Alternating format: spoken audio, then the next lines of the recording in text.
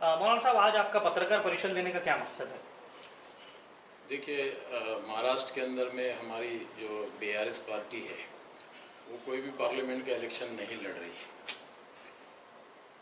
इसकी वजह से सबसे पहले कि आज ये जो इलेक्शन है बहुत ही यानी इम्पोर्टेंट इलेक्शन है, देश का सबसे महत्वपूर्ण इलेक्शन है।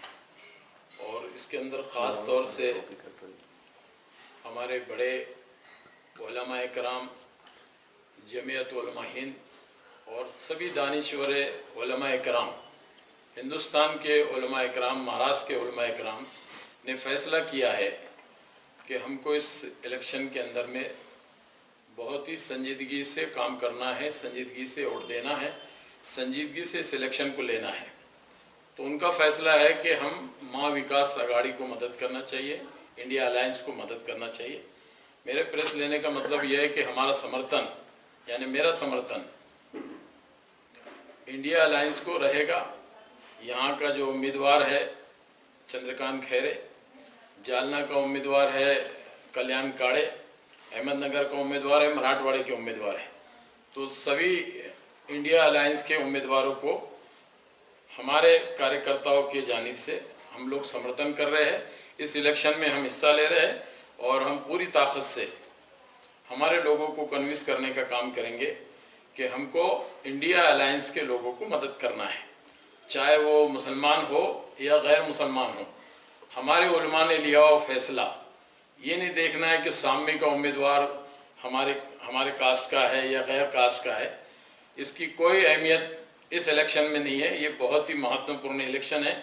इसमें जो फैसले होने वाले हैं, हिंदुस्तान के आइन को बदलने का जो सिलसिला यहाँ पे चल रहा है, मुल्क के अंदर में जो हालात है और जिस कशीदगी की हालात से हमारी मिल्लत और लोग गुजर रहे हैं, उन हालात को मद्देनज़र रखते हुए हर नौजवान ने, हर बूढ़े ने, हर हमारी माओ बहनों ने इस इलेक्शन को संजीदगी से लेते अपना तुपना देखने की आवश्यकता नहीं है।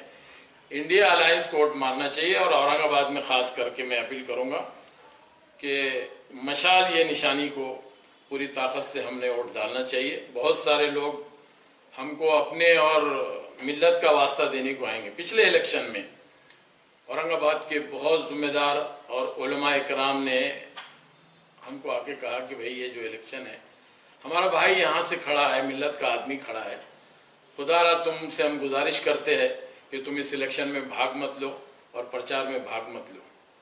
तो हमने बोला भाई चलो, एक पूरे ज़िले से मुसलमानों की एक आवाज़ आई है और वो बोलना चाहते हैं कि भाई ये माजी का जो पार्लियामेंट का इलेक्शन हुआ है, एक मुसलमान सीट यहाँ से चुन के आ रही है।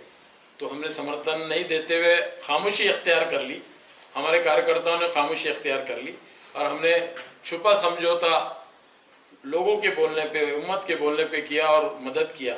और दूसरी बात, हमारी जो वोटों की संख्या है उस संख्या के मुताबिक पहले वंचित की अघाड़ी के अंदर में संख्या बल जो है तो बड़ी थी और कंपटीशन में सीट चुन के आने के भी चांसेस थे। अभी हमारी संख्या में अगर हमने 5.5 लाख वोटों की हमारी संख्या है, अगर उसका 50-60% भी वोट गिरता है, पूरे भी वोट हम अगर मार देते हैं, तो हमारी सीट, मिल्लत की सीट बोल के जो बातें दुहाई दी जाती है, वो चुन के आ नहीं सकती है। इसलिए खतरा है कि इसके वोट के बंटवारे पे बीजेपी की सीट नहीं आए, जिसके लिए उलमा इकराम जोर दे रहे हैं, दानिश्वर जोर दे रहे हैं कि हमको ऐसी गलती नहीं करना चाहिए कि हमारा वोट बटकर मिल्लत के नाम पे बटकर बीजेपी को फायदा नहीं होना चाहिए। अगर हम अपने सूझबूझ का इस्तेमाल करेंगे तो इंशाअल्लाह जो उलमा इकराम और जो बुजुर्ग ठोक ठोक के बोल रहे हैं कि इंडिया अलायंस को मदद करो, ये हमारी मदद, ये मोदी के सर पे जूता होगा। बीजेपी, ये भारतीय जनता झूठी पार्टी है। इसने जितने बातें की है, जितने वादे किए हैं, सब झूठे वादे किए हैं और हर वक्त मुसलमानों को टारगेट किया गया है। इसलिए हमारा एक वोट महा विकास अघाड़ी को। उधर जालना में कांग्रेस पार्टी का कल्याण काड़े उम्मीदवार है, यहाँ पे चंद्रकांत जी खैरे है, इनकी निशानी मशाल है, उसको हम मदद करने का हमने फैसला किया है और पूरी ताकत से हम जमीन पर उतरकर उनका काम करेंगे, उनको मदद करने का काम करेंगे। हमारे नौजवानों से, हमारी माँ बहनों से, हमारे बुजुर्गों से, हमारे पढ़े लिखे इंटेलिजेंस लोगों से, दानिश्वरों से मैं अपील करता हूँ, उलमा इकराम से मैं अपील करता हूँ कि आप वीडियो देखो। पूरे हिंदुस्तान से जमीयत उलमा ने जो है तो अपना ऐलान किया है, कई उलमा इकराम जो है रोज जो है तो ये वीडियो डाल रहे हैं कि हमारे वोटों को खराब नहीं करो और ये वक्त है।